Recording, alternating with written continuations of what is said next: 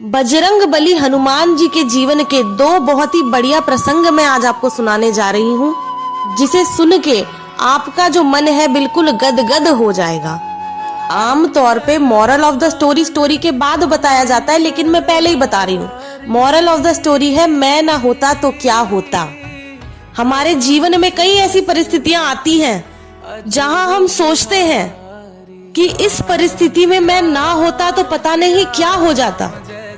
तो ये अहंकार आज आपका नष्ट हो जाएगा जब आप ये कथा सुनेंगे। अहंकार जो है मन का विकार है, मन का रोग है, इसे नष्ट करना आवश्यक है। इसलिए आज की ये जो कथा है इसे पूरी सुनिएगा। हनुमान जी सूक्ष्म रूप में लंका में उपस्थित थे और उसी वक्त वहां रावण आ गया। अभी पूरी रामायण नहीं सुना रही हूँ, मुद्दे की बात बताती हूँ। रावण ने सीता मैया पर अपनी जो तलवार थी वो तान ली और रावण इतना क्रोध में था कि वो सीता मैया पर प्रहार करने ही वाला था। फिर हनुमान जी ने सोचा इसे रोक लूं, इसके हाथ से तलवार छीनकर इसका जो सर है वो धड़ से अलग कर दूं। हनुमान जी उसे रोकते उससे पहले ही रावण की पत्नी मंदोदरी ने उसे रोक लिया।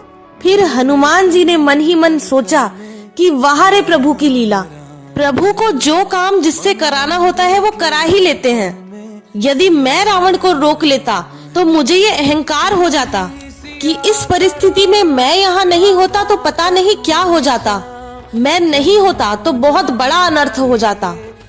परंतु इसका ये अर्थ नहीं है कि हमें कुछ करने की जरूरत ही नहीं है। कुछ महत्वपूर्ण कार्य हमारे भाग्य में भी लिखे हैं प्रभु ने।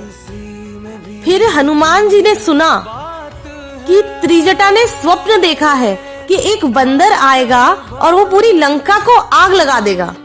फिर हनुमान जी ने सोचा कि प्रभु श्री राम ने तो मुझे लंका में आग लगाने को कहा ही नहीं, फिर मैं भला लंका में आग क्यों लगाऊं।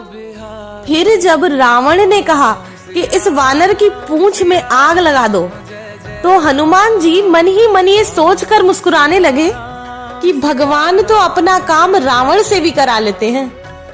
रावण के सैनिकों ने एक कपड़े में खूब सारा घी डालकर उसे हनुमान जी की पूंछ से बांध दिया और उसमें आग लगा दी। फिर हनुमान जी ने इसे प्रभु का संकेत मानकर पूरी लंका में आग लगा दी।